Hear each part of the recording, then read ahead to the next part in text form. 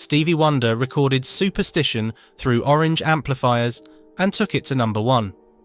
Fleetwood Mac carried the first orange amps to America. Jimmy Page played a custom-built 200-watt orange at Madison Square Garden. Then the world moved on. Cheap transistors undercut valve technology 4-1. The council demolished the London shop. The synthesizer replaced the guitar on Britain's stages.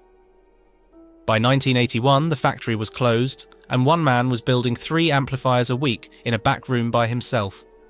Today, that man is in his early 80s, still CEO of a company that has won 3 Queen's Awards for Enterprise, an honour unprecedented for a music equipment manufacturer. This is the story of Cliff Cooper, a working-class television repairman who started with £50 and a pot of orange paint, built a global amplifier brand from a near-derelict London basement, watched it destroyed by a convergence of technology, culture, and bad luck, and spent nearly 20 years keeping the sound alive until a rock star walked into his Denmark Street shop and reignited everything. Not through one catastrophe, through a convergence and a stubbornness that outlasted 2 decades of silence. Chapter 1. A bass player with £50. The story begins, as so many of these stories do, with someone who had no business succeeding. Not because he lacked talent. Clifford Cooper had talent in quantities that bordered on the unreasonable, but because he lacked everything else: money, connections, the right accent, the right haircut, the approval of a single person in the British music establishment who might have opened a door for him. He was born around 1942 or 1943 into a working-class family in East London. His father had served 4 years in the trenches in France during the First World War. Not the kind of service that lasted months, but the kind measured in winters, in mud, in the slow erosion of everything a young man thought he understood about the world. When he came home, it was the Salvation Army that helped him rebuild. Cooper's father never forgot that. He spoke of them with a gratitude that stayed with his son for life. Immensely kind and a great help. In Cliff's words, a phrase delivered decades later with the quiet weight of a man who understood exactly what it had cost his father to need that kindness. The elder Cooper eventually established Cooper's Papers Limited, a small business in Walthamstow on the eastern fringes of London. Paper merchants. Not glamorous, not the music industry, not even close. But it was his, and it fed his family, and in the landscape of post-war East London that counted for a great deal. Cliff studied electronics at college and learned the violin as a boy, an instrument that teaches you, if nothing else, that the distance between beautiful and unbearable is measured in fractions of a millimetre. He taught himself to sing. He taught himself bass guitar. His first proper job was at Imhoff's, a well-known London electronics and radio retailer on New Oxford Street. A respectable position for a young man with a technical education and no particular advantages. Then, in 1964, his younger brother Michael died of lymphosarcoma. He was 18 years old. 2 years younger than me, Cooper has said, and you can hear in the economy of that sentence everything he chose not to say. The death devastated the family. It is one of those facts that sits beneath the entire story that follows. Not as an explanation, because grief doesn't explain ambition, but as a context. A young man who has watched his brother die at 18 carries a particular relationship with time. He knows it runs out. He knows that the things you intend to do tomorrow may not wait. Cooper left Imhoff's. He went to work for his father's paper company, where his technical mind found an unexpected outlet. He designed and built what he later claimed was the world's first vertical cellophane slitting machine, 5 times faster than existing equipment. It was genuinely ingenious. He never patented it. That failure to protect his own invention would, in retrospect, look like the first draft of a pattern. Cooper's ideas consistently running ahead of his ability to capitalize on them. His creative instincts outpacing the commercial machinery that might have turned each breakthrough into a fortune. But amplifiers were already calling.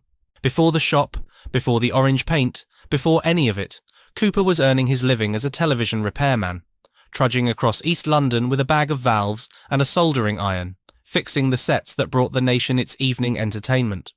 It was unglamorous work, but it kept his hands inside electronic circuits every day of the week, and it taught him something that no amount of college theory could: what components actually do when current flows through them, how they age, how they fail, how the difference between a good solder joint and a poor one is the difference between a signal that sings and one that crackles and dies.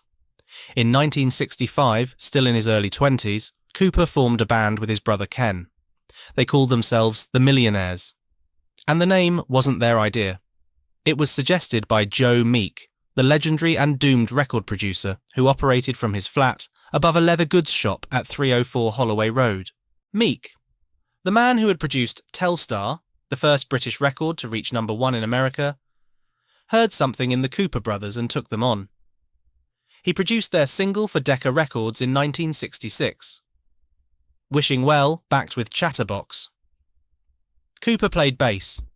He has claimed the single reached number 12 on the UK charts, though this almost certainly refers to a regional or specialist chart rather than the national top 40. It doesn't matter. What matters is that Cliff Cooper, television repairman, cellophane machine inventor, bereaved brother, bass player, this man who seemed to contain about 4 different people's worth of restless energy, had tasted the music industry. He'd stood in a studio. He'd watched Joe Meek work the desk. He'd heard his own playing come back through the monitors. And he'd noticed something. The equipment was unreliable. The amplifiers were fragile. The sound was never quite right. For a man who had spent years fixing televisions, who understood valves and transformers and the invisible architecture of electronic signal paths, this was not an abstract observation. It was a problem with a solution. And the solution was already forming in the back of his mind. Before Orange existed as a name, before the shop, before the paint, Cooper rented a commercial building on Amity Road in Stratford, East London, and built a small recording studio on the first floor. The neighbours complained about the noise. His response tells you everything you need to know about the way his mind worked. Rather than soundproofing the studio, the obvious, expensive solution, he built a miniature transistor guitar amplifier with an earpiece. A practice amp you could plug into and play at full intensity without producing a single audible note in the room. It was, in effect, the world's first silent practice amplifier, predating Dean Markley's Rockman by nearly 2 decades. He called it the CTI Pixie Mark V. There were no earlier marks. "I figured Mark V was a good starting point," he said later, with the cheerful shamelessness of a man who understood instinctively that perception creates its own reality. CTI stood for Cooper Technical Industries, a grand name for one man with a soldering iron and an idea. He sold approximately 100 units at just under £2 each through a classified ad in Melody Maker. 100 units, £2. It was pocket money, but it was proof of concept, proof that Cliff Cooper could design something, build it, and persuade strangers to buy it. Emboldened, he approached Tom Jennings, the founder of Vox, the company whose AC30 amplifiers were, at that moment, the sound of the British invasion. Jennings examined the Pixie, praised it, but said it didn't fit the Vox product range. Then he said something that Cooper never forgot. "Keep going." Tom Jennings, a man who had built one of the most successful amplifier companies in the world, looked at a tiny transistor practice amp built by a television repairman from East London and told him to keep going. Cooper kept going. Chapter 2. The Shop That Wouldn't Be Brown. In 1968, with £50 in his pocket and what he later described as a huge amount of determination, Clifford Cooper took a lease on a near-derelict shop at 3 New Compton Street, in London's West End. The building was council-owned. It had only a few years remaining on its lease before planned redevelopment, a detail that would eventually prove catastrophic, but which in 1968 simply meant the rent was cheap enough for a 25-year-old with no capital and no credit to afford. The shopfront was filthy. The basement was a wreck. The surrounding streets were a mixture of legitimate businesses and the fringes of Soho's less salubrious trades. Cooper moved in. He didn't just work there. He lived there, in the back, with no proper washing facilities. he used the public baths. His original plan wasn't retail at all. He wanted to build a professional recording studio in the basement. Over the summer of 1968, he and his friend Brian Hatt constructed it by hand, cutting, stripping and soldering every wire themselves. The centerpiece was an IBC mixing console that had originally belonged to Joe Meek. The same Joe Meek who had named Cooper's band. The same Joe Meek who had taken his own life in February 1967, shooting his landlady and then himself at 304 Holloway Road. Meek's desk, salvaged from the wreckage of a brilliant and troubled life, now sat in the basement of a derelict shop in Soho, operated by a bass player who remembered what the producer had told him. Keep going. The basement studio had, in Cooper's recollection, a great vibe. It was very large, and as nobody lived or worked on either side, volume wasn't an issue. Most bands preferred to come in for night sessions. The studio was real.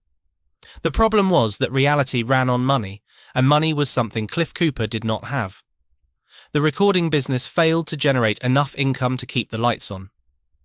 In a moment of pragmatic desperation, the kind of pivot that separates the people who build things from the people who merely plan them, Cooper scraped the whitewash off the shop windows and put his own Vox equipment in the display. It sold the first day. On September 2nd, 1968, the ground floor of 3 New Compton Street was officially opened as a music shop. Cooper painted it bright psychedelic orange for the simplest possible reason. It was my favourite colour. This caused, in his deadpan recollection, all sorts of problems with the local councils and the local residents. They wanted me to paint it brown like the other shops, but it was too late. The shop was orange and staying that way. It stayed orange. The name stuck. And something strange began to happen. Cooper hadn't initially realised how strategically the shop was positioned. New Compton Street sat on the walking route from Tottenham Court Road, along Charing Cross Road, round the corner to Shaftesbury Avenue. The exact path that every working musician in London followed when visiting the instrument shops. It turned out that it was on the walkway, Cooper said later. That was the route that all the musicians used to visit all the shops, and we were on that walk.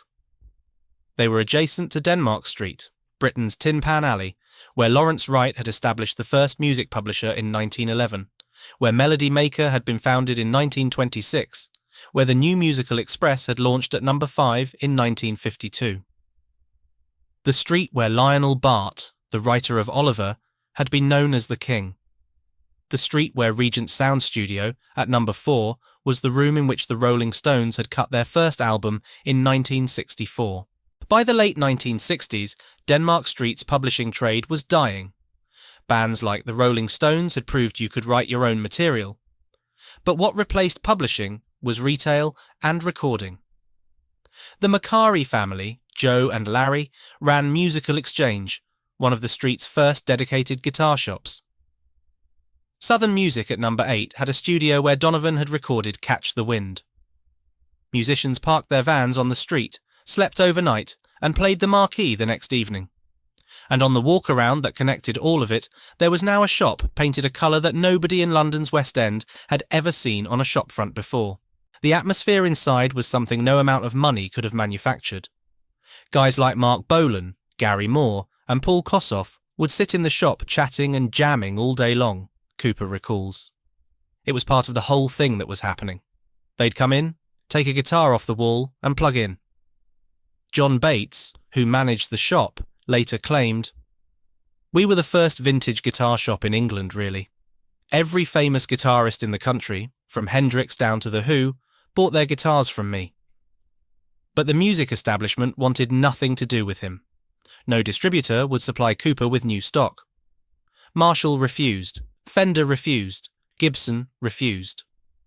The Music Association blocked Orange from joining, which meant Cooper couldn't access the annual British Music Fair or government support for the Frankfurt Music Messe. When he began importing vintage American guitars, the only way to stock the shop with desirable instruments, established competitors, encouraged a raid by HM Customs and Excise, who seized his entire American guitar stock.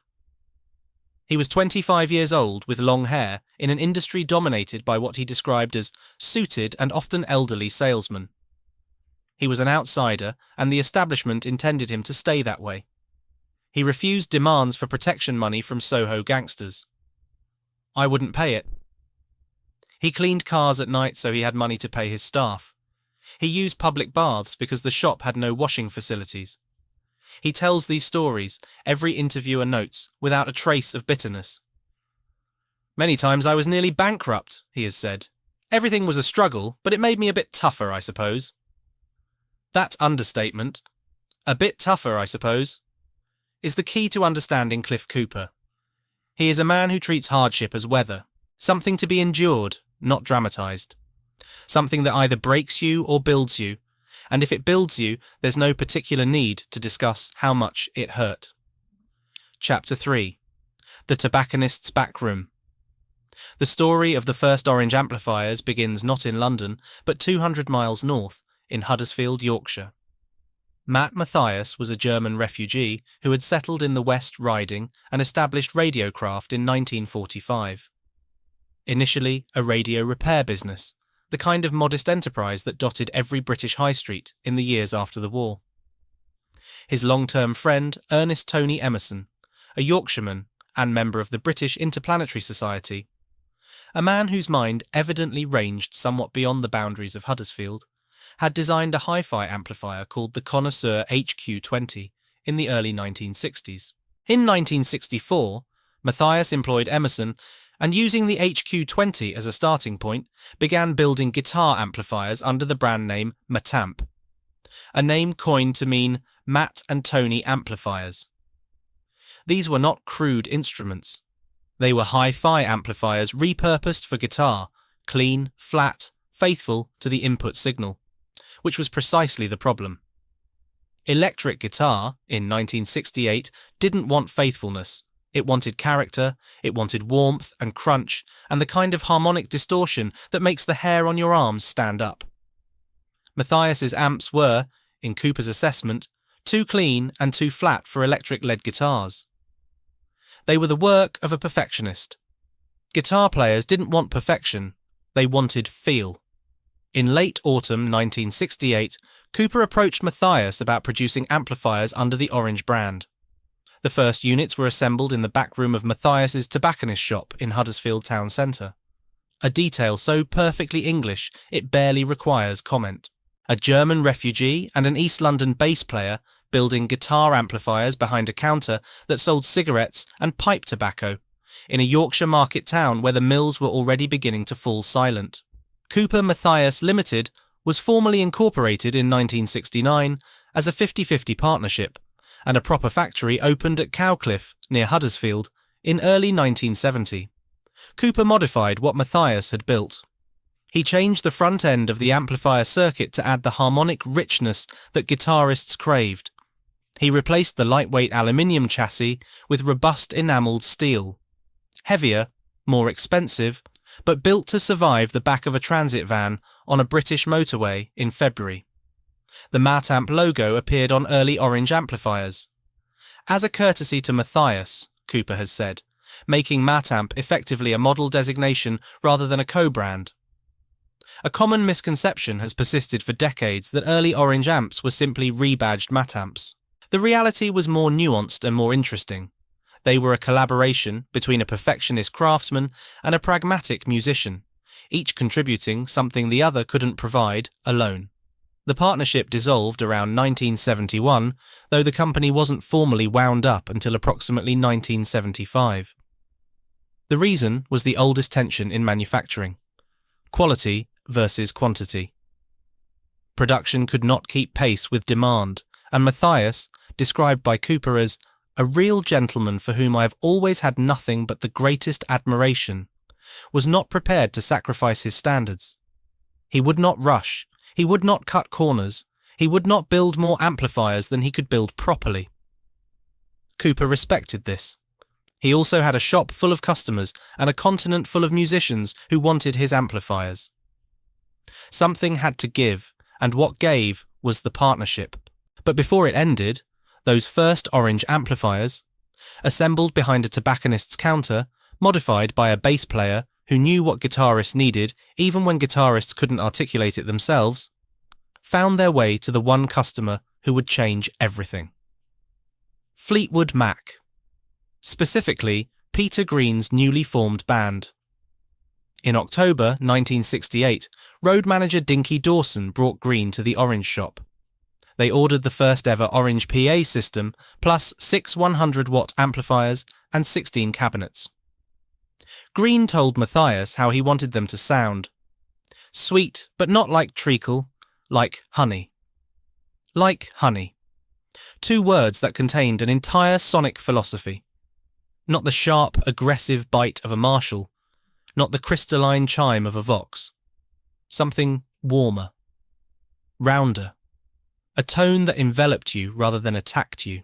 The band took the gear on a UK tour, then a 3-month American tour. When they took our gear to America, Cooper said, it launched us in the States. And it did, but not immediately. The American breakthrough came through a door that nobody could have predicted. Stevie Wonder used Orange Studios in 1969.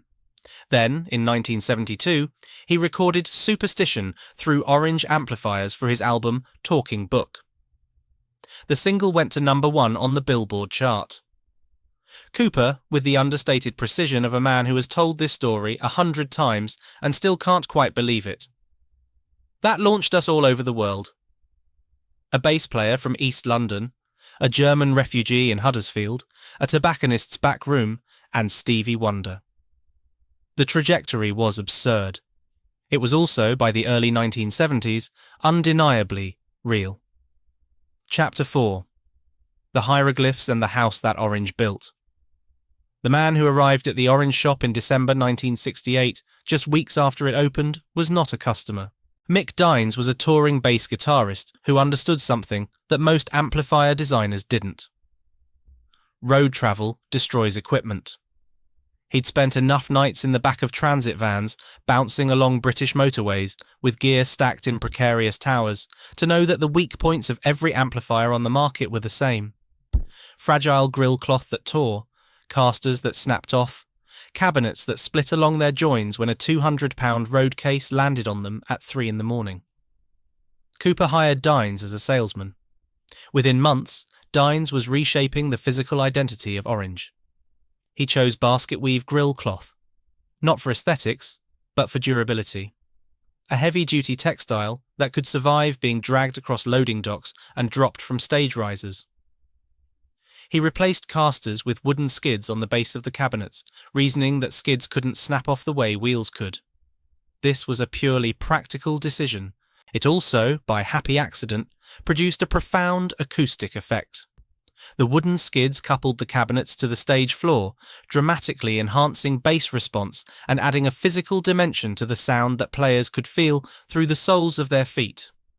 Dines specified 13-ply birch-faced marine plywood for the cabinet shells and made the Orange 4x12 15 inches deep, 1 inch more than the industry standard. That single extra inch, applied to every cabinet leaving the workshop, helped define the Orange sound for the next half-century. Dines would eventually become factory manager at Bexleyheath. He was the kind of employee that founders dream of, a man who understood the product from the player's perspective, who solved problems before they became crises, and who could build things with his hands as confidently as he could sell them with his voice. But the most important hire in Orange's history was quieter, more technical, and more consequential.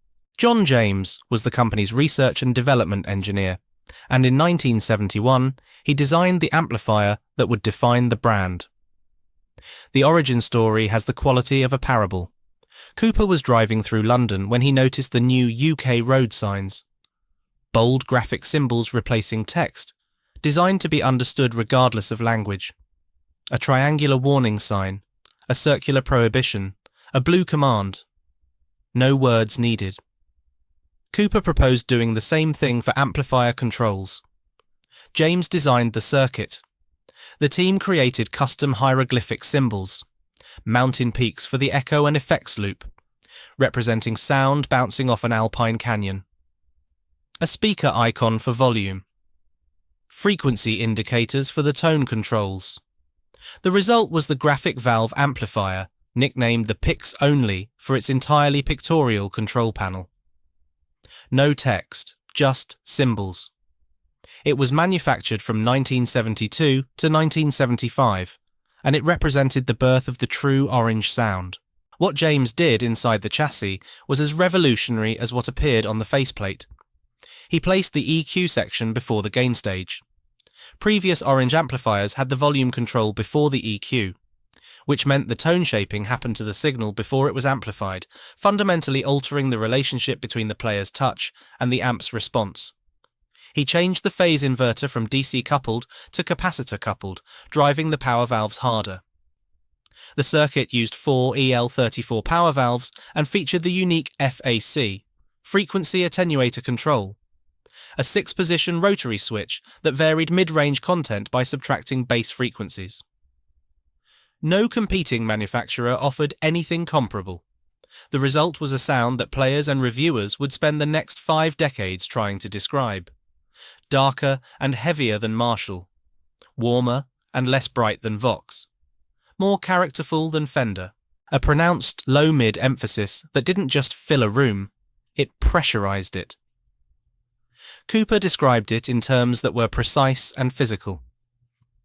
The sound perhaps is best described as fat and warm, more musical and richer in harmonics, with a unique saturation in the midsband.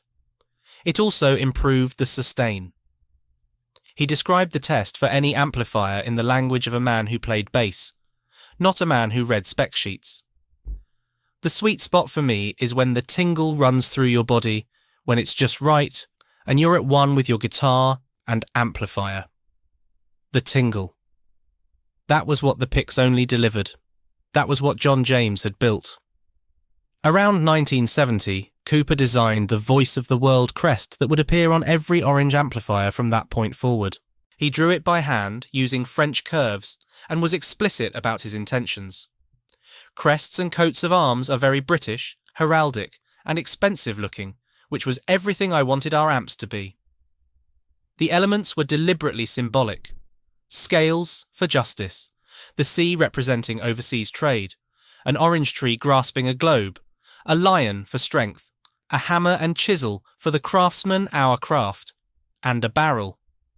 That was for plenty, and, well, a Cooper is a barrel maker, tongue-in-cheek, that one. A television repairman from East London, designing a coat of arms for an amplifier company he'd started with £50.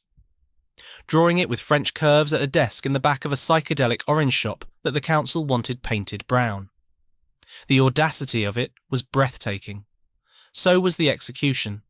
The crest became one of the most recognised logos in the history of musical equipment, appearing on stages from the Marquee to Madison Square Garden. Production, meanwhile, was outgrowing every space Cooper could find. After the Huddersfield era ended, assembly moved to a derelict building on the corner of Neal's Yard and Short's Gardens in Covent Garden. Cabinets built on the ground floor, amplifiers assembled in the basement. It was a step up from a tobacconist's back room, but only just. In 1973, Orange found its proper home. Mick Dines explains how. We found a place near James Howe Industries on Upland Road in Bexley Heath, Kent. James Howe was our UK distributor at the time, and the firm also manufactured Rotosound strings. During one of our visits to buy strings, we saw a for sale sign on a factory premises just 2 buildings along. 17 Upland Road, Bexley Heath, became Orange's main factory. The electronic workshop occupied the front of the building. Cabinet assembly and finished goods packaging filled the back. Long benches could hold 20 to 30 cabinets lined up for sequential assembly. Output ran at approximately 1 amplifier per worker per day, a rate that reflected the hand-built nature of every unit leaving the premises. Each amplifier was wired point to point, every solder joint made by hand, every component placed individually by a worker who could hear in the finished product the quality of their own craftsmanship. The proximity of James Howe Industries, makers of Rotosound strings, just 3 doors along the road, was one of those details that defined the tight-knit world of British music manufacturing in the early 1970s. These weren't anonymous industrial parks. These were streets where the people who made the instruments, the strings, and the amplifiers could walk to each other's premises in 2 minutes. Where a conversation over a cup of tea about string gauges or speaker impedance could happen on a Tuesday afternoon without anyone booking a meeting room. But Orange was growing beyond strings and amplifiers. Cooper, with the restless energy that had driven him from television repair to cellophane machines, to recording studios to music retail, was building an empire. Orange Records launched in 1969. Its first release was I Want to Live by The Influence, featuring a young singer from the Northeast named John Miles. Orange Publishing signed acts including Cock Sparrer, The Tremolos, and Kenny Ball. Orange Agency booked artists including Joe Cocker into London venues. Orange Management handled John Miles, Smokey and others. Orange Hire provided PA and backline equipment for BBC roadshows, the Reading Festival, the Isle of Wight Festival. Dennis Sinnott, former head of copyright at EMI, joined in 1969 to run the publishing arm. Cooper even produced drums, manufactured by the French distributor Capel, the first set plated with 24-carat gold purely for press attention, and a small number of guitars designed by Orange and built by American luthier Randy Curley. Only 6 were ever made. There was a beach buggy, painted orange, that cruised 1970s London as a mobile advertisement. There were comic strip advertisements. A first in the industry. Irreverent, witty, taking good-natured swipes at the competition while explaining the symbolism of the crest. Each amplifier came with its own orange log book, tracking service history and ownership like a classic car. A marketing innovation that reinforced the identity Cooper had been constructing since the day he drew that coat of arms. Orange was not a budget brand. Orange was not a commodity. Orange was something you owned with pride and maintained with care. By 1973, the bass player with £50 and long hair had a factory in Kent, a shop in Soho, a recording studio, a record label, a publishing company, a management agency, a hire business, and a growing roster of the most famous musicians in the world using his amplifiers on stages across 3 continents. The question, and it is the question that hangs over everything that follows, is whether any of it was built on foundations strong enough to survive what was coming. Chapter 5. 1 amplifier per worker per day. Imagine arriving at 17 Upland Road, Bexley Heath, on a Tuesday morning in 1974. The street is ordinary, Kent suburban, terraced houses giving way to light industrial units, the kind of road where you could drive past the premises and not realise what was being built inside. 3 doors down, James Howe Industries is already at work making rotosound strings. The air in the street smells of nothing much, suburban normality, damp tarmac, someone's garden hedge. But step through the door of number 17 and the world changes. The electronic workshop occupied the front of the building. This was where it began, where the amplifiers were born. Workbenches lined the space, each one the domain of a single worker, and on each bench an amplifier chassis in some stage of becoming. The smell was solder flux and warm metal. That particular sharp, clean tang that anyone who has ever worked with a soldering iron recognises instantly. Beneath it, the subtler scent of the lacquer on transformer windings and the earthy, almost medicinal odour of the valve bases. Those ceramic and bakelite sockets that would hold the EL34 power valves and ECC83 preamp tubes that gave every Orange amplifier its voice. Point-to-point wiring. Not a printed circuit board in sight. Every connection made by hand, a worker bending a component lead, threading it through a turret or eyelet, touching the tip of a soldering iron to the joint, watching the solder flow. Each joint took seconds to make and years to learn to make properly. The difference between a cold joint and a clean one was invisible to the eye, but audible in the finished product. A crackle, a hum, a ghost in the signal path that no amount of downstream adjustment could fix.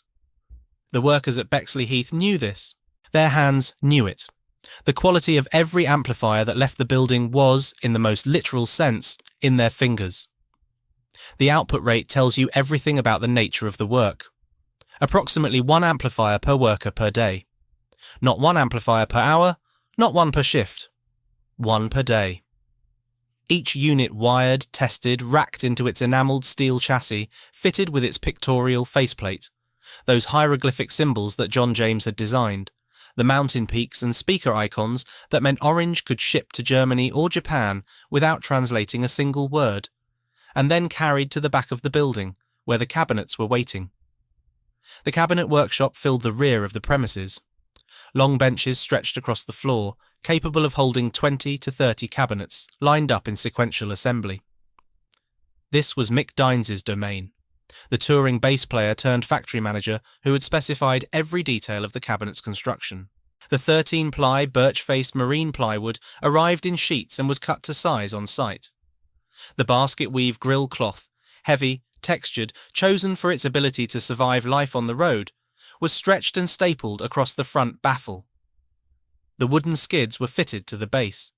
The tolex covering, in that unmistakable orange vinyl, was glued and wrapped around the shell with the care of an upholsterer rather than a factory hand. The sound of the cabinet workshop was different from the electronics bench. Less delicate, more percussive. The whack of a pneumatic staple gun, the ripping of cloth cut to length, the heavy thud of a completed cabinet being set upright on the floor. The smell shifted too. Wood glue, vinyl adhesive, the sawdust sweetness of fresh-cut plywood. And underneath everything, the baseline hum of the extractor fans pulling fumes from the gluing stations. A 1976 staff photograph, one of the few surviving images from inside the Bexley Heath works, shows approximately 15 workers: Steve, John, Barry, Mary, Mick, Margot, Jan, Viv, Hilary, Olive, Pete, Chris, Michael, John and Bob. 15 people. That was the workforce building the amplifiers that Stevie Wonder played, that Jimmy Page carried to Madison Square Garden, that were being shipped by the container load to America. 15 names on a photograph. Not a production line of hundreds. Not an automated facility with conveyor belts and robotic arms. 15 people, each of whom knew the others by name, who ate lunch together, who understood that the quality of the product depended on each of them individually, every day, at their bench. Mary and Margot and Jan and Viv and Hilary and Olive. 6 women in a workforce of 15, building rock amplifiers in a Kent factory in the mid-1970s. No interview with any of them has survived. No record of what they did, which station they worked at, whether they wound transformers or stuffed circuit boards or wired harnesses or assembled cabinets. Their names on a photograph and nothing else. It is one of the quieter losses in this story. Not the loss of a factory or a brand, but the loss of testimony. The people who built the thing, unnamed except on a single image, their skills and their stories unrecorded. The finished amplifiers, heads in their steel chassis, cabinets in their orange tolex, were moved to the packing area at the very back of the building. When an American shipment was due, the entire operation shifted gear. Mick Dynes remembered it vividly. A 40-foot container would arrive at the end of the day. Most of our staff would work through the night to finish the production and then load it. We'd go for a quick pint just before the pubs closed at 11 o'clock and then go back to pack and load anything up to 100 amplifiers and 100 speaker cabinets into the container. 100 amplifiers, 100 cabinets, loaded by hand through the night by 15 people who had already worked a full day. Then the container doors would close, the lorry would pull away toward the docks, and the amplifiers that had been wired one at a time on a bench in suburban Kent would begin their journey to studios and stages across America.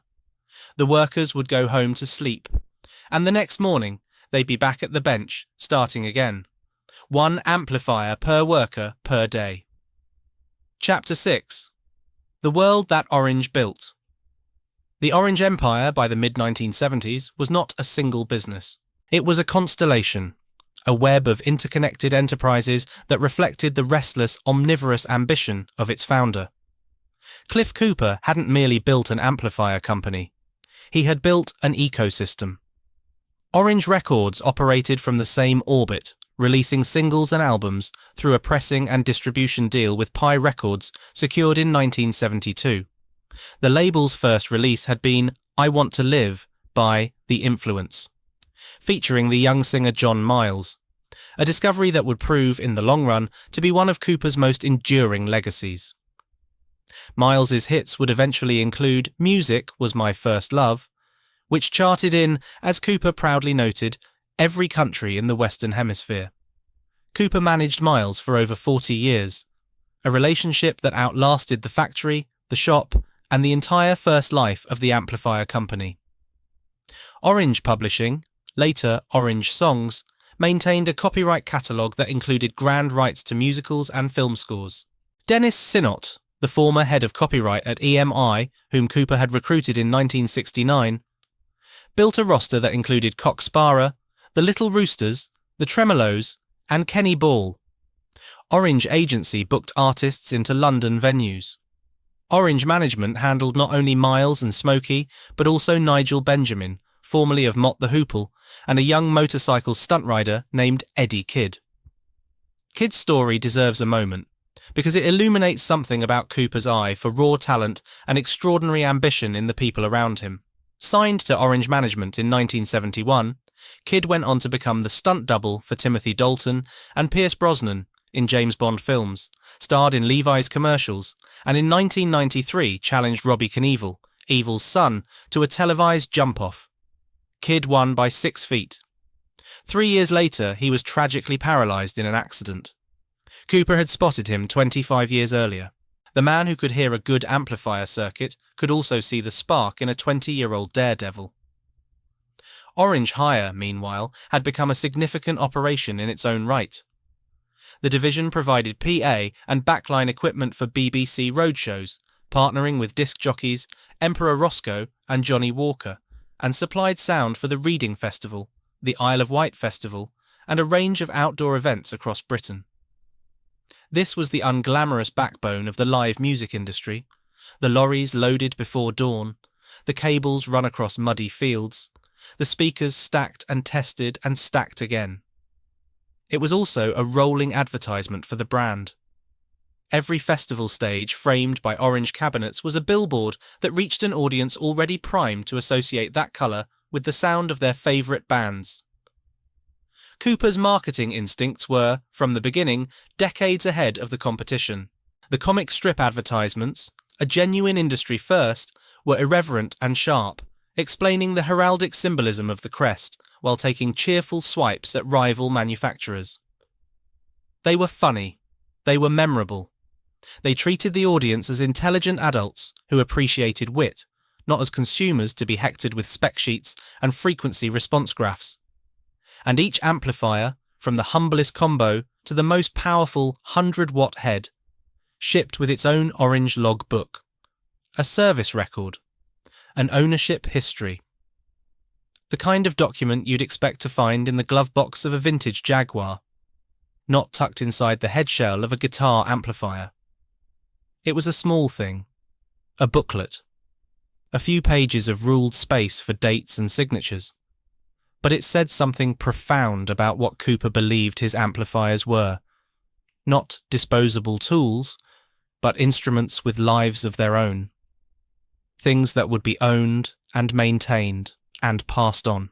Things that mattered enough to keep records of.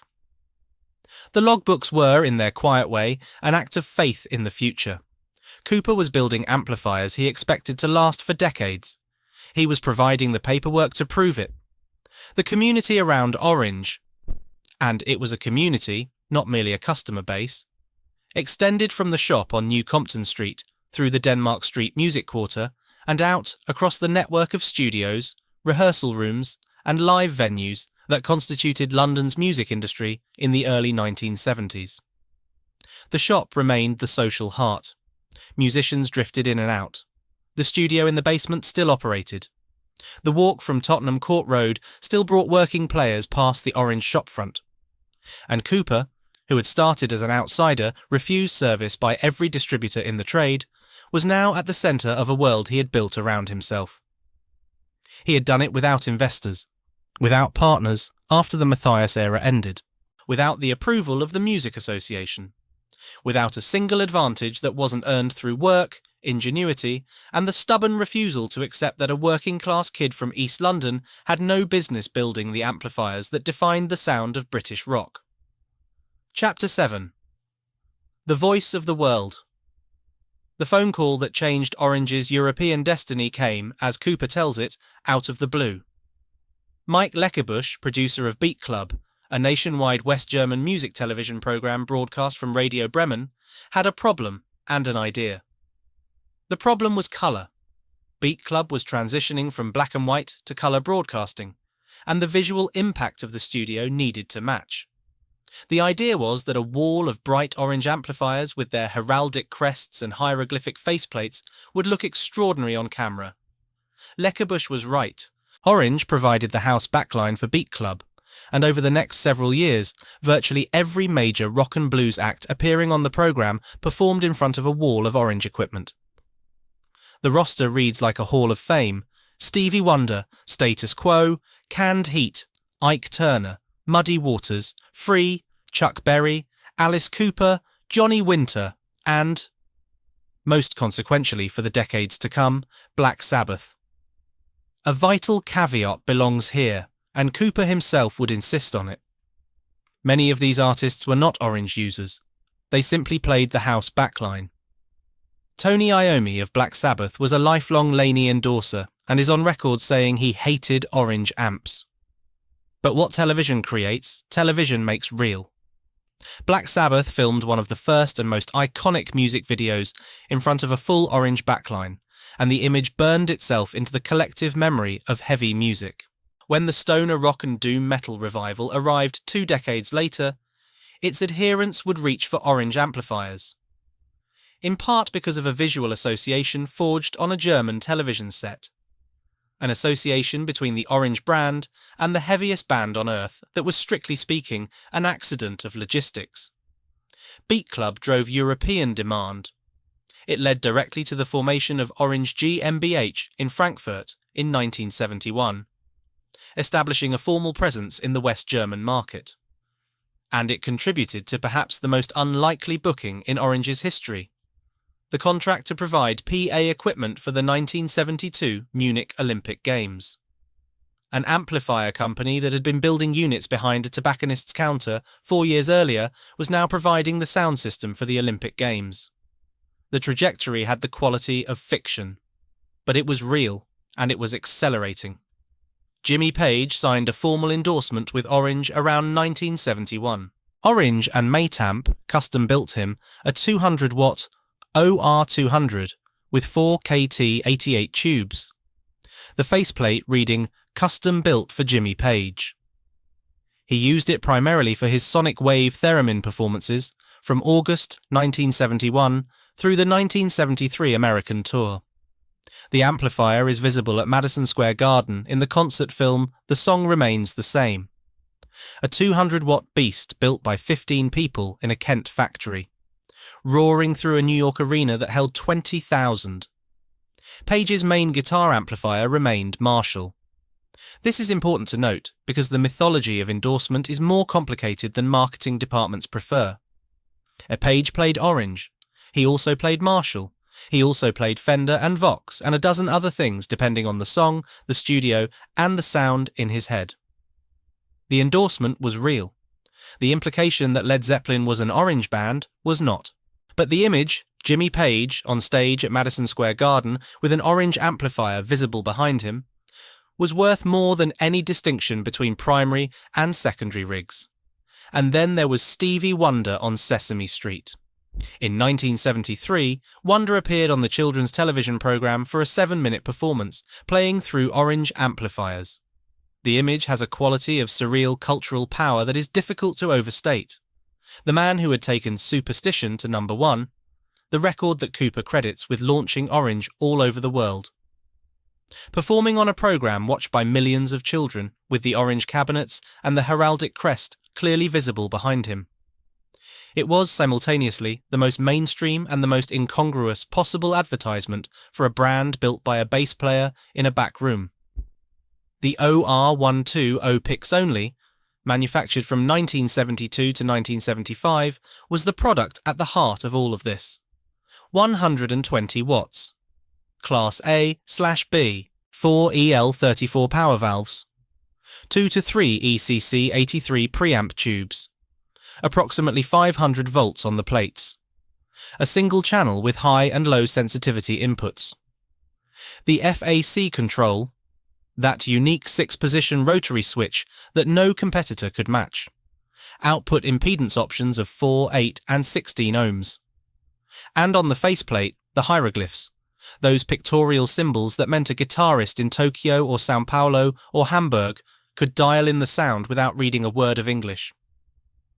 In 1974, the PIX only was joined by the OR12, OPIX and text.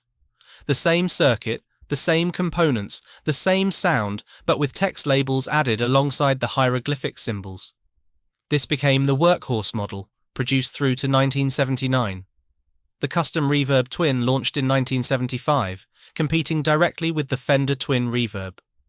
The Overdrive series followed in 1976, introducing master volume control for the first time to an Orange amplifier.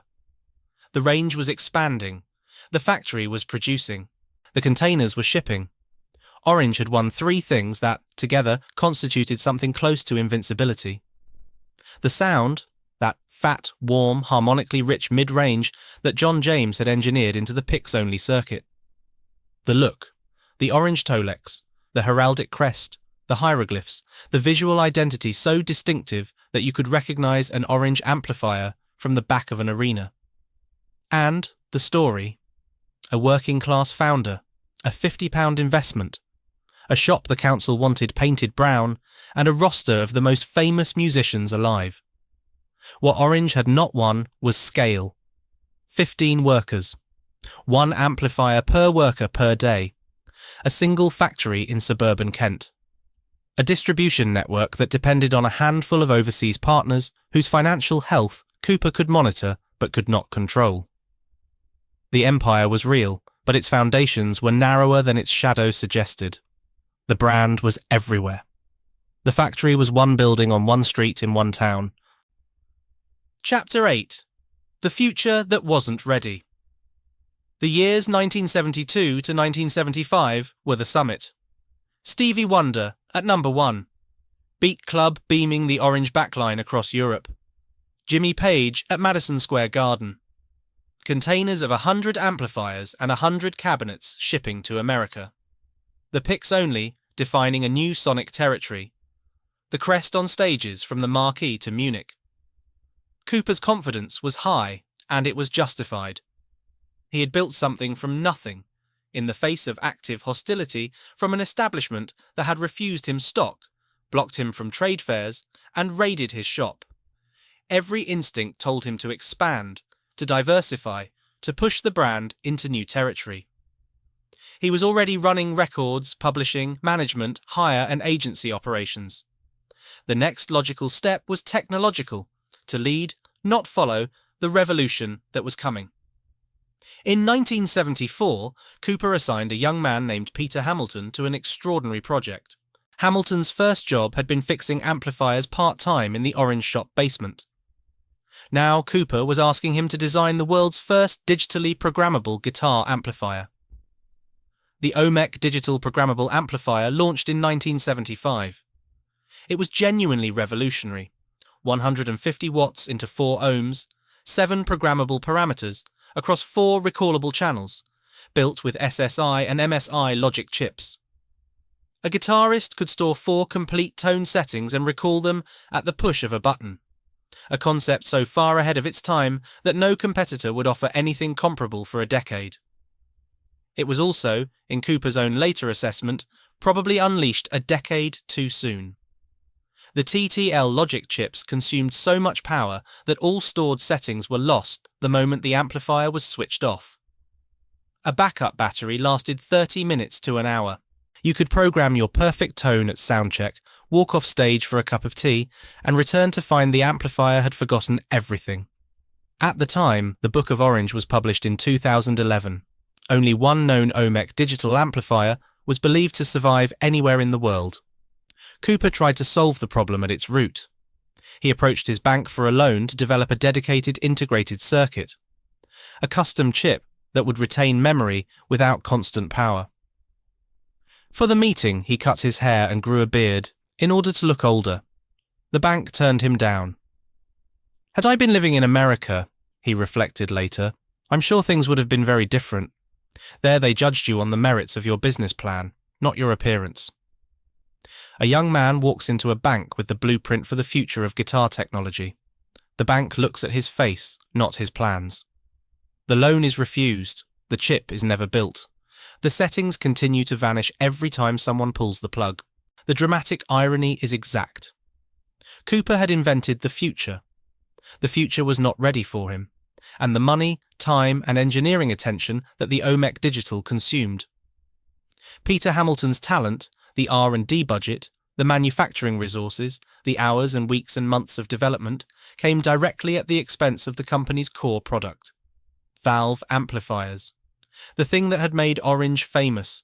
The thing that was, at that precise moment, more in demand than ever. But Cooper couldn't have known what was coming. Nobody inside those walls could have known. Standing at the summit in 1975, with the sound of the picks only reverberating through studios and arenas on 4 continents, with the orange crest visible on the biggest stages in the world, with an empire of records and publishing and management and hire all spinning in orbit around the factory at Bexley Heath. Standing there, the view in every direction looked like more of the same. More growth, more demand. More musicians discovering that the tingle Cooper described was real. That the sound John James had built was unlike anything else. That an orange amplifier was not merely a tool, but a voice. Nobody saw the cliff. Not the shift to solid state that was about to make valve amplifiers 4 times more expensive than their transistor replacements. Not the cultural earthquake of punk, which would reject everything Orange represented. Premium pricing, progressive rock associations. The craftsmanship of an earlier decade. Not the synthesizer revolution that would follow punk, replacing guitars entirely as the dominant instrument of British pop music. Not the simultaneous bankruptcy of 2 overseas distributors whose names have never been publicly recorded, whose collapse would sever Orange's cash flow at the worst possible moment. Not the council demolition order that would destroy the shop where it had all begun. All of that was coming. And the man who had invented the future, whose OMEC Digital sat on the trade show stand at the Russell Hotel in Holborn, its settings vanishing every time someone unplugged it, was about to discover that the present was dying too. Chapter 9. The 4 times problem. The fundamental economic reality that would destroy Orange can be stated in a single sentence. Cliff Cooper said it himself years later, with the flat pragmatism of a man who has had decades to accept what happened. A valve amplifier cost us, in components, 4 times the cost of a transistor amplifier. There was no way we could compete with that. 4 times. Not 10% more. Not double. 4 times the component cost. Before you accounted for the labour of hand-wiring every connection point to point. Before you factored in the 13-ply birch-faced marine plywood and the basket-weave grille cloth and the enamelled steel chassis. Before you added the cost of the EL34 power valves that would need replacing every year or 2 of heavy use. A solid-state amplifier could be assembled on a printed circuit board by workers with minimal training, using components that cost pennies and lasted indefinitely. An orange valve amplifier required skilled hands, premium materials, and hours of individual attention. The maths was brutal, and it was not going to improve. By the mid-1970s, solid-state technology was maturing rapidly. Roland's JC12, O Jazz Chorus, launched in 1975, proved conclusively that transistor amplifiers could produce excellent clean tones. Tones that many professional players actually preferred for certain applications. The JC120's built-in chorus effect was something no valve amplifier could replicate without external pedals. It was reliable, it was lighter, it was cheaper, and it was arriving in Britain by the container load from Japan, alongside a flood of budget solid-state amplifiers from manufacturers whose names most British players had never heard, and whose prices made the Bexleyheath factory's output look like luxury goods. A small works in suburban Kent, hand-building one-valve amplifier, per worker per day, using premium components and plywood sourced for boat hulls, could not compete on price with a factory in Osaka producing 500 transistor amplifiers a shift on automated assembly lines. This was not a problem of quality. Orange amplifiers were better, they sounded better, they were built better, they lasted longer. None of that mattered if a guitarist walking into a shop in 1977 could buy a functioning solid-state amplifier for a quarter of the price and spend the difference on a new guitar. The cultural earthquake that arrived alongside the economic one was, if anything, more damaging. Punk hit Britain in 1976 with the force of a demolition ball aimed at everything the previous decade had built. The Sex Pistols, The Clash, The Damned. These were not bands that aspired to the warm, rich, harmonically complex tone of a hand-wired valve amplifier played through birch-ply cabinets with wooden skids. They wanted noise. They wanted aggression.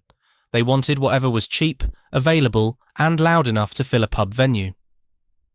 A battered second-hand amp from a junk shop served Punk's aesthetic better than a pristine orange OR120. Not because it sounded better, but because it looked like it had been through a fight, which was exactly the point. Orange's premium pricing and its deep association with 1970s, progressive and blues rock made it precisely the wrong brand for a movement defined by anti-establishment fury and deliberate amateurism. Peter Green and Stevie Wonder and Jimmy Page were the past. The future wore safety pins and played 3 chords. And then the future changed again. What followed punk was, for the guitar amplifier industry, something close to an extinction event. New wave and synth pop, Depeche Mode, New Order, Eurythmics, the Human League, Soft Cell, orchestral manoeuvres in the dark, replaced the guitar with the synthesizer as the dominant instrument of British popular music. The demand for large valve guitar amplifiers didn't merely decline, it collapsed. The stages that had been stacked with Marshall and Orange and Hiwatt cabinets were now occupied by keyboard players standing behind banks of Roland Jupiters and sequential circuits Prophet 5s. The guitar, for a period measured in years rather than months, ceased to be the centre of gravity in British music. The broader British economy compounded every one of these pressures. The late 1970s were catastrophic for manufacturing. Inflation was rampant. The winter of discontent in 1978 and 1979 saw widespread strikes that paralysed supply chains and shattered confidence. Rising labour costs made British-made goods increasingly uncompetitive against imports from Japan, America, and the emerging economies of East Asia. The pound's volatility hammered exporters. A company like Orange, dependent on American and European sales, could see its margins evaporate overnight on a currency swing it had no power to control. And the talent pipeline was drying up. From approximately 1980 onward, the computing revolution consumed the majority of Britain's electronic design engineers. A gifted circuit designer could earn 10 times more. Working for ICL or Sinclair, or any of the computing startups sprouting across the home counties, than they could earn designing guitar amplifiers in a Kent factory. The skills that had produced John James and Peter Hamilton, the ability to design analog circuits by instinct as much as by calculation to hear the difference between a good design and a great one, were being redirected into an industry that paid better, grew faster, and offered a future rather than a rearguard action. Look at what happened to the competition, and the scale of the disaster becomes clear. Selmer, the company whose amplifiers had powered the Beatles' early career, whose treble in bass 50 was the sound of British beat music, was purchased by organ manufacturer CMY in 1974. Amplifier production died out by the early 1980s. The name survived. The amps did not. Hiwatt, the military specification precision amplifier favoured by Pete Townshend of The Who and David Gilmour of Pink Floyd, lost its founder, Dave Reeves, who died in 1981 at just 38 years old. His employees incorporated as Crown Limited and continued for 3 more years, but the company folded in 1984 for financial reasons. The man who had built amps to survive being thrown off stages by The Who could not survive the British economy of the early 1980s. He was 38. Sound City had already lost its key designer, Reeves himself, who had left to create Hiwatt, and faded as a meaningful brand. WEM, Watkins Electric Music, pivoted fatally to solid-state technology, abandoning valve development entirely and losing the sonic identity that had distinguished its products. Only Marshall survived. And Marshall survived because Jim Marshall's company did the one thing that the times demanded. It launched the JCM 800 series in 1981.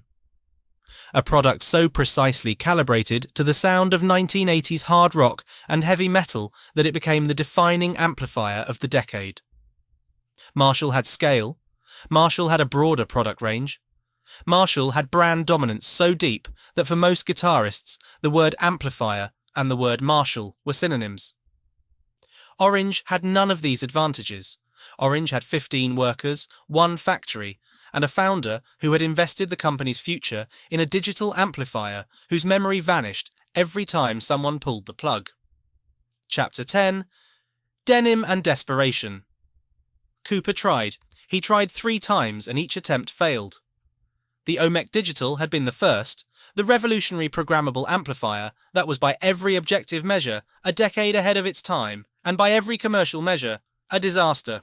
The money and talent consumed by its development had already been spent. The single surviving unit was already becoming a museum piece rather than a product. The second attempt arrived in 1976, dressed in denim. The Jimmy Bean range was Orange's bid for the affordable solid-state market.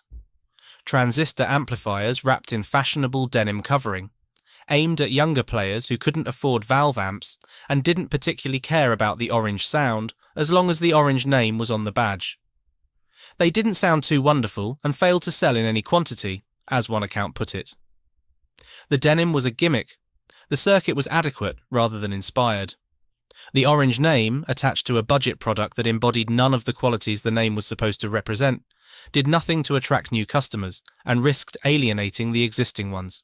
The only successful product to emerge from the Jimmy Bean era was the Jimmy Bean Voice Box, a talk box effect unit that allowed guitarists to shape their amplifier's sound through a tube held in their mouth. We sold thousands of those, Cooper noted. It was a novelty item, a clever, popular, profitable novelty item. But a talk box could not sustain a factory. It could not pay 15 workers. It could not fill a 40-foot container bound for America. The third attempt was the most serious and, in some ways, the most painful. The Omec solid-state amplifier series, developed between 1977 and 1979, offered 150-watt instrument and PA amplifiers with 5-band graphic EQ, reverb, phasing, and overdrive built in. These were not budget products dressed in denim.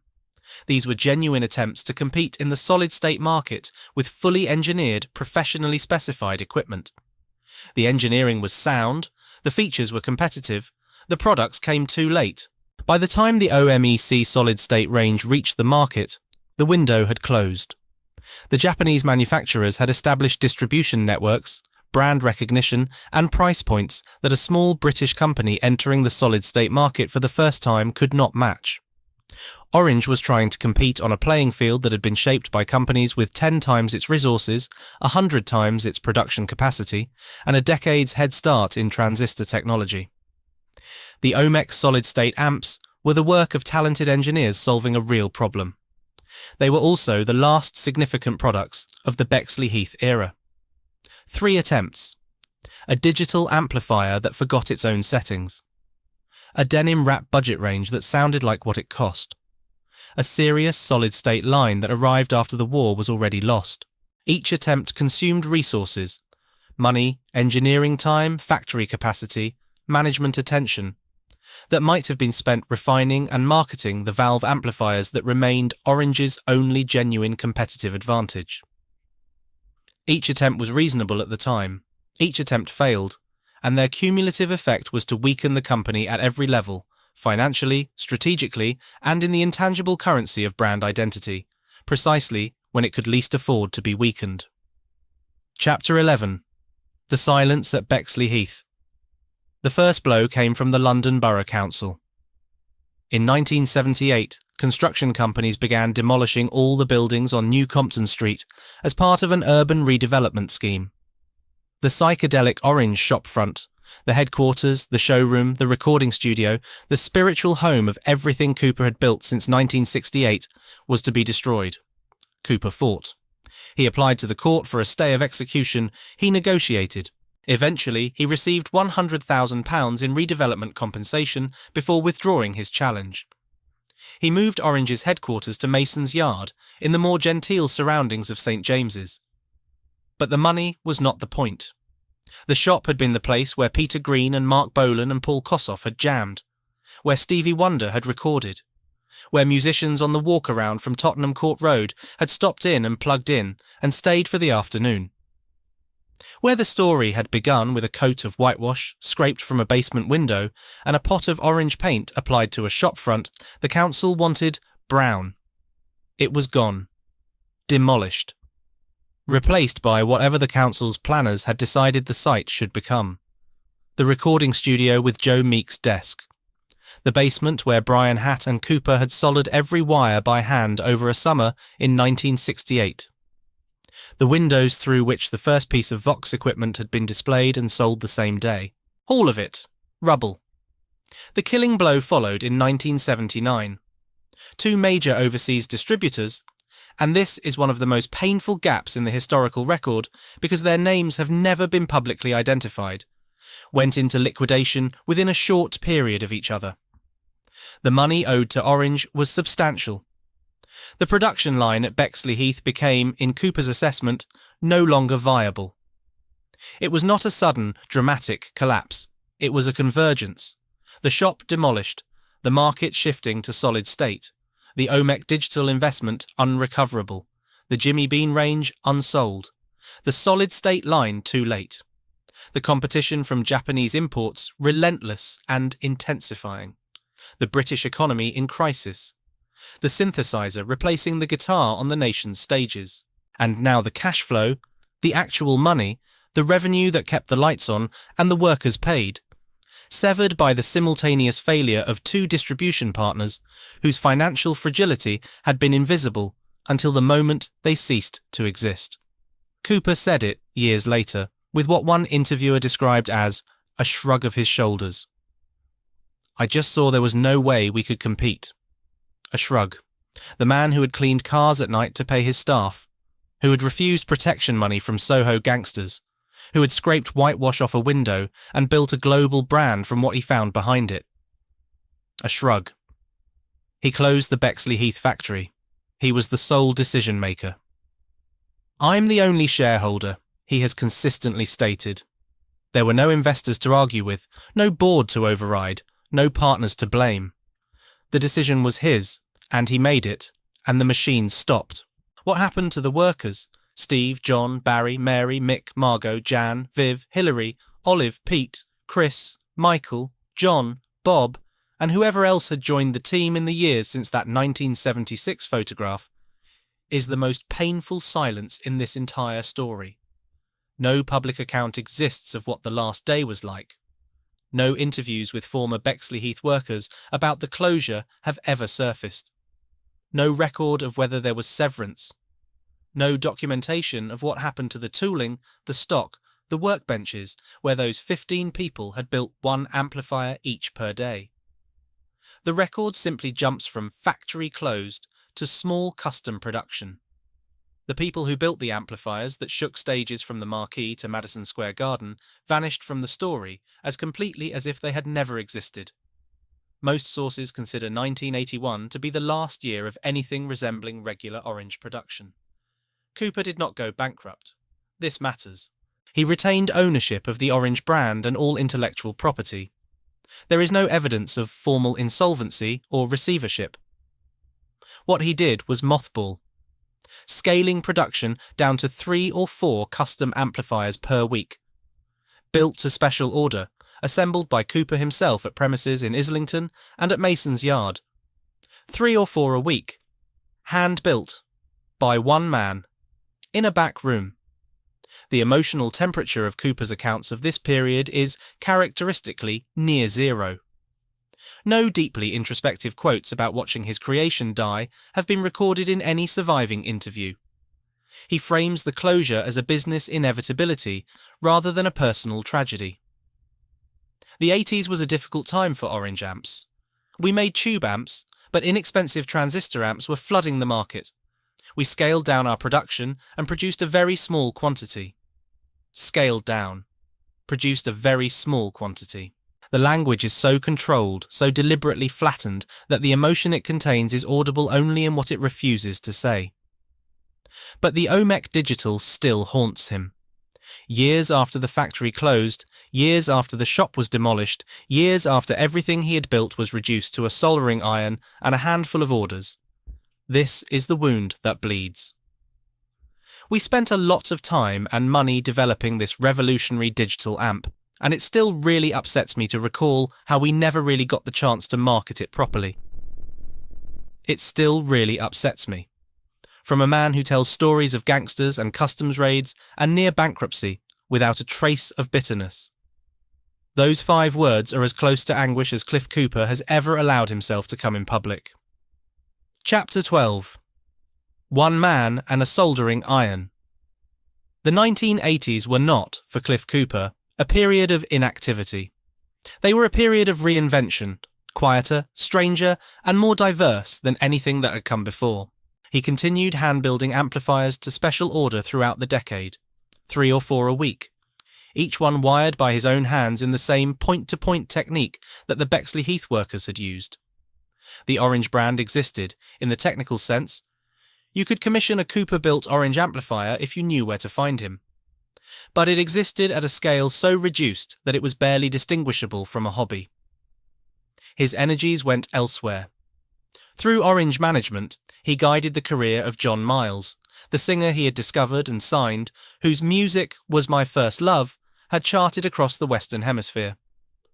Cooper managed Miles for over 4 decades.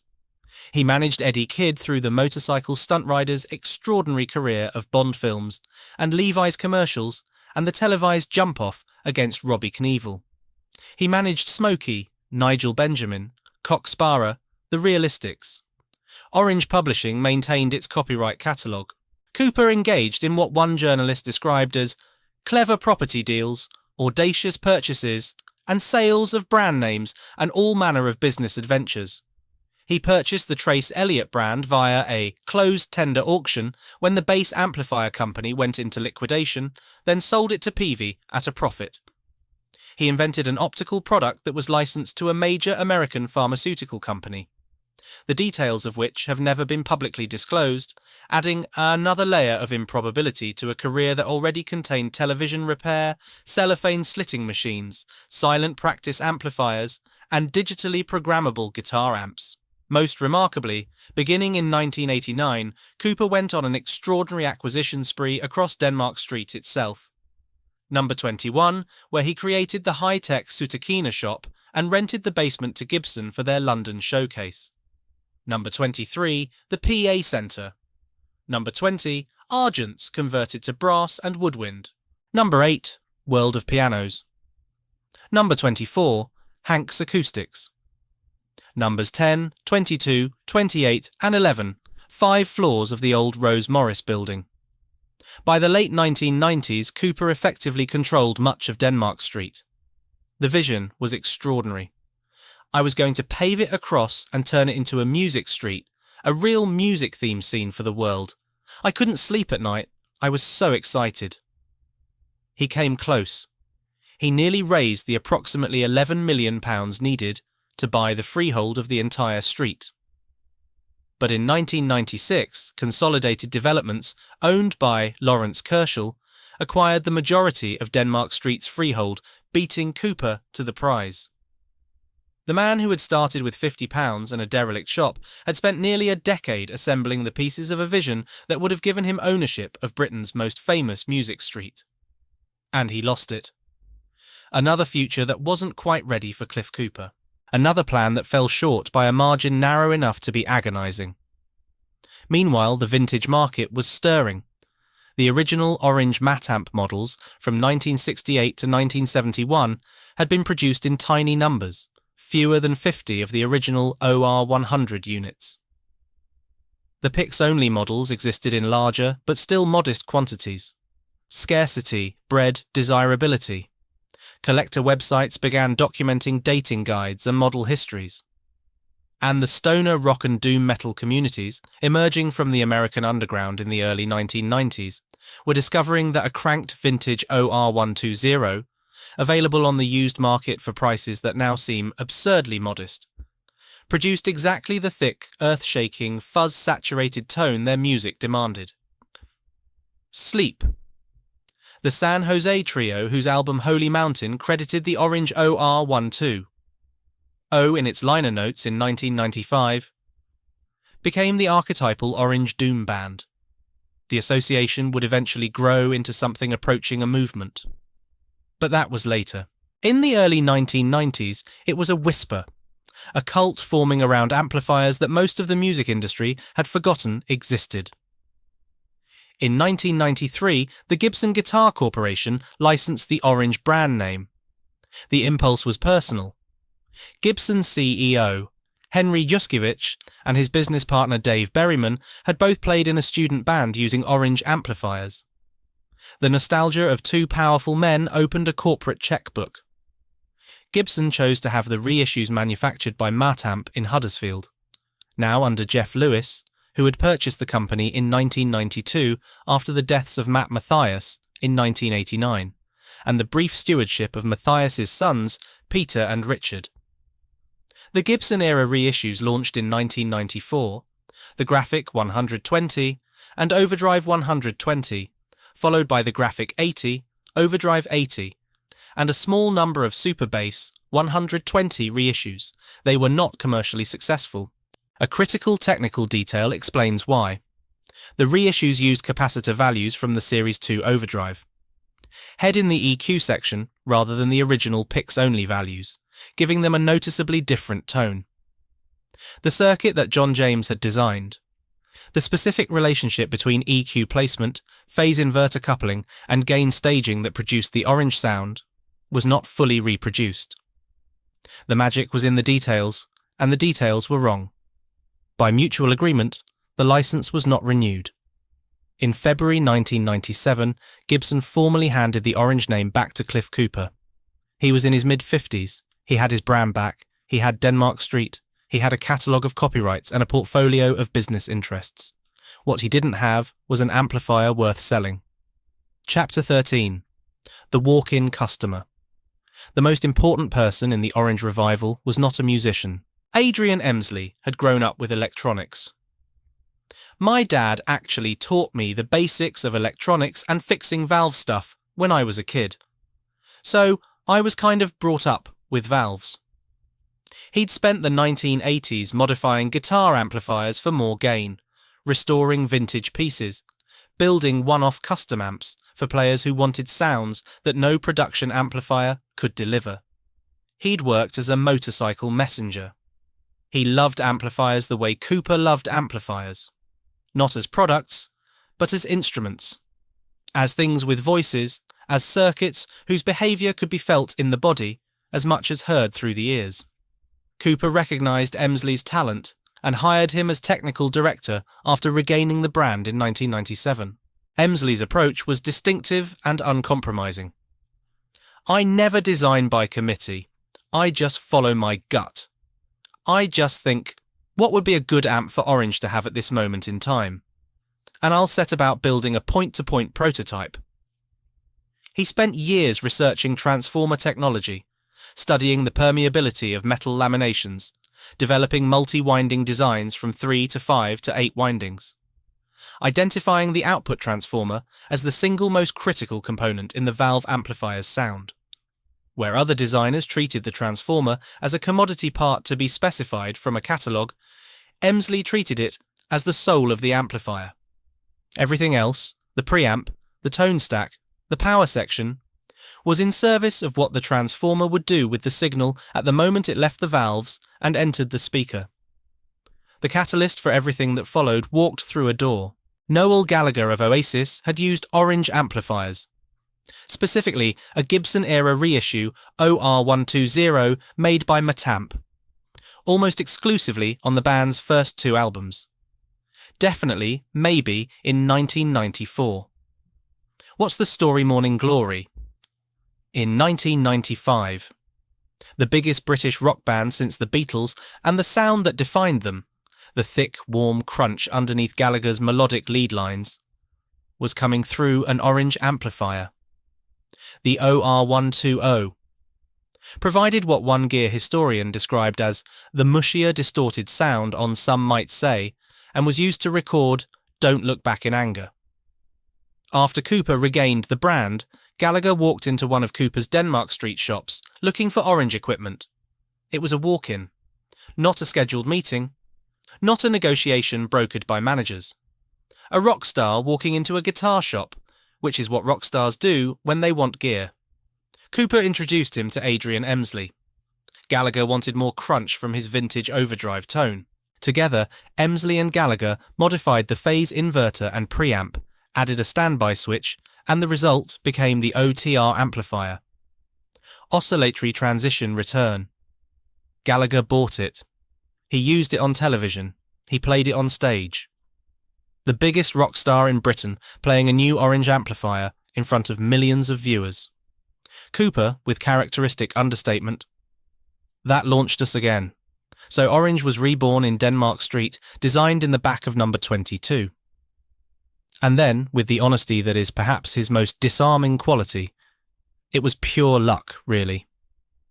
In late 1998, Orange launched the AD series, the first genuinely new Orange amplifier line in nearly 2 decades.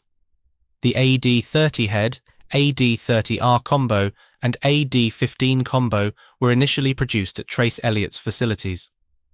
The AD series was a triumph. Jimmy Page, who had played the custom OR200 at Madison Square Garden a quarter of a century earlier, became an AD series user, playing the AD30 on tour with the Black Crowes in 1999 and at the Led Zeppelin reunion concert at the O2 Arena in 2007. In 1999, the AD15 won the Editor's Pick Award from Guitar Player magazine. Orange was the first British company to receive the honour. In 2003, the Rockaverb launched. Orange's first ever high-gain amplifier, featuring the first valve-driven effects loop of its kind. Jim Root of Slipknot became a long-term endorser. Members of Mastodon, Clutch, Evanescence and My Chemical Romance followed. The Rockaverb went through 3 major iterations and remains in production today as Orange's flagship. But it was the product that arrived in 2006 that changed the industry. Adrian Emsley, at a dinner at the NAMM trade show, told a sales colleague, "I'm going to make an amp that fits on an A4 piece of paper." The colleague told him not to be silly. Emsley built a prototype within a week. He wanted it to sound like the guitars in the first 3 AC/DC albums and be the size of a 4 paper. The Tiny Terror. 15 watts, switchable to 7. 2 EL84 output tubes. 2 ECC83 preamp tubes, Class A, all tube, single channel, 3 controls, volume, tone, gain, nothing else. It was the first Orange amplifier manufactured outside the UK, built in China to Emsley's exact specifications. 10,000 units sold in the first year. Guitarist magazine called it the most important guitar product of the last 30 years. Jim Root of Slipknot. If it wasn't for the Tiny Terror, I wouldn't be the first guy to be endorsed by Orange. The Tiny Terror didn't merely revive Orange, it created an entirely new product category. The Lunchbox amp, a compact low-wattage all-tube head, was imitated by virtually every amplifier manufacturer in the world within 3 years of its launch. Orange had done what it had done with the Omec Digital 3 decades earlier, invented a category. This time, the market was ready, and from the underground, a third force was building the brand in ways no marketing department could have planned. Sleep's Matt Pike eventually assembled live rigs of 9 orange heads and 12 cabinets, all cranked to the edge of destruction. Boris guitarist Water captured the appeal with a simplicity that cut through every piece of marketing copy ever written. The first amplifier I purchased was Orange OR120. Its loud orange colour and cute design lured me. I was astonished by super loud yet warm sound, and the mid to low frequencies that shook my body. That was the tingle Cooper had described decades earlier. That was the sound John James had built into the picks-only circuit in 1971. That was the extra inch of cabinet depth that Mick Dines had specified at Bexley Heath. It had survived. Through the wilderness years, through the Gibson interlude, through the near death of the brand, the sound had survived. Because one man had kept building 3 or 4 amplifiers a week in a back room, refusing to let the knowledge die until the world was ready to hear it again. Chapter 14. What remains? Orange Music. Electronic Company Limited is registered at Companies House as a private limited company, incorporated on December 9, 1976. Its headquarters since 2009 have been at 108 Ripon Way, Borehamwood, Hertfordshire. It maintains offices in Atlanta, Georgia, and Beijing. The company opened its own custom-designed factory in China in 2010. And this detail matters, because unlike many competitors who outsource to anonymous OEM manufacturers, Orange controls its own production line. The amplifiers are built by Orange workers to Orange specifications under Orange supervision. Premium UK-built valve amplifiers, the Rockerverb, the AD30, the AD200 basshead, continue to be made in Britain. Cooper has been emphatic. The company has built its own factories in China and thus controls quality. Adrian Emsley, as technical director, identified a manufacturing error in Chinese EL34 valves. The cathode wired through the suppressor grid, causing the entire current to pass through it, and worked directly with the valve manufacturers to fix it. That level of scrutiny, applied to every component in every amplifier, is what separates Orange from the brands that merely stick their logo on someone else's product. Cooper received the Queen's Award for Enterprise at Buckingham Palace in 2006. The same year the Tiny Terror launched. He won it 3 times in total, unprecedented for a music equipment company. He was named MIA Living Legend in 2011. In 2019, Sir Paul McCartney presented him with the Leaper Honoured Friend Award at the Philharmonic Hall in Liverpool. The bass player from East London, who couldn't get Marshall or Fender or Gibson to sell him a single guitar in 1968, standing on a stage in Liverpool receiving an award from a Beatle. His son Charlie Cooper is involved in product development. Sarah Yule serves as managing director. Emsley's title, per business databases, is both technical director and chairman. In January 2026, Orange debuted the OR60 at the NAMM show, a UK-built, all-valve, 60-watt head with 6 L6 power tubes, priced at £2,099, endorsed by Pepper Keenan of Down and Corrosion of Conformity. Cooper was there. He is in his early 80s. He is still CEO. "I'll be 76 this year," he said in an interview some years ago, "and I still love the business, I love the music, and I'll work to the day I can't." Denmark Street, the street he nearly owned, has been transformed beyond recognition. The Crossrail development drove demolition across the surrounding blocks. The 12 Bar Club at number 26, the 100-capacity venue that had hosted Adele, Jeff Buckley, Ed Sheeran, and the Libertines, was demolished in 2015 despite protests supported by Alan McGee of Creation Records and a 10,000 signature petition from Henry Scott Irvine. Ray Davies of the Kinks called the redevelopment soulless. What replaced it is the Outernet, giant LED screens, an underground music venue called Here, and a forensically restored 17th century forge from 1635. Several music shops survive. A planning class guarantees priority for music-related tenants. But the street Cooper walked, the street where Orange was reborn in the back of number 22, the street he dreamed of paving over and turning into a music theme for the world, that street is gone. There is no Orange-specific presence on Denmark Street today. Cooper sold his properties there by 2006, redirecting his focus entirely to the revived Amplifier company. The walk-around from Tottenham Court Road still exists, but the musicians who followed it, the generation that parked their vans on Denmark Street and slept overnight and played the marquee the next evening, have dispersed into a digital landscape where guitar shops are websites and amplifiers are plugins, and the smell of solder flux and warm metal exists only in the memory of people who once stood at a workbench in a factory in suburban Kent. But the sound is still here. That is the thing that survived. Not the shop, demolished, not the factory, closed, not Denmark Street, transformed, not the staff photograph, 15 names and no testimony, not the OMEC digital, one surviving unit, its settings long since vanished.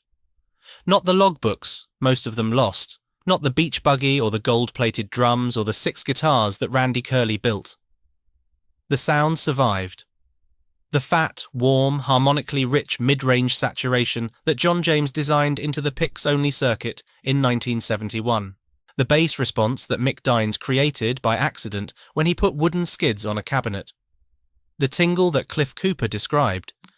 That moment when the amplifier and the guitar and the player become one thing, and the low-mid frequencies shake your body, and you understand, physically, what this machine was built to do.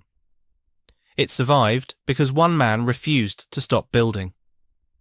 Through the 1980s, when the brand was dead and the market had moved on, and every rational calculation said there was no future in hand-wired valve amplifiers, Cliff Cooper kept soldering. 3 or 4 a week. In a back room. By himself. Keeping the knowledge alive in his hands the way a monk keeps a manuscript alive in a scriptorium while the civilization that produced it burns outside the walls. Not through catastrophe. Not through a single boardroom betrayal or a hostile takeover or a government policy designed to destroy what he'd built. Through a convergence, solid-state economics, cultural revolution, distributor bankruptcy, council demolition, and the cruel irony of a man who invented the future before the future was ready for him. All of it arriving together, in the space of a few years, dismantling something that had been built by hand, one amplifier at a time, by people whose names we know from a photograph and whose voices we will never hear. And then, because this is not only a tragedy, but also improbably a love story between a man and a sound. A rock star walked into a guitar shop on Denmark Street. And the sound that had survived in a back room walked back out into the world. Cliff Cooper is in his early 80s. He is still building. The amplifiers are still orange. The crest he drew with French curves in 1970 is still on everyone. And if you plug in and turn it up and find the sweet spot, the spot where the tingle runs through your body and you are at one with your guitar and your amplifier, you will hear, underneath everything, the ghost of a tobacconist's back room in Huddersfield and a summer spent soldering in a Soho basement, and a colour the council wanted painted brown,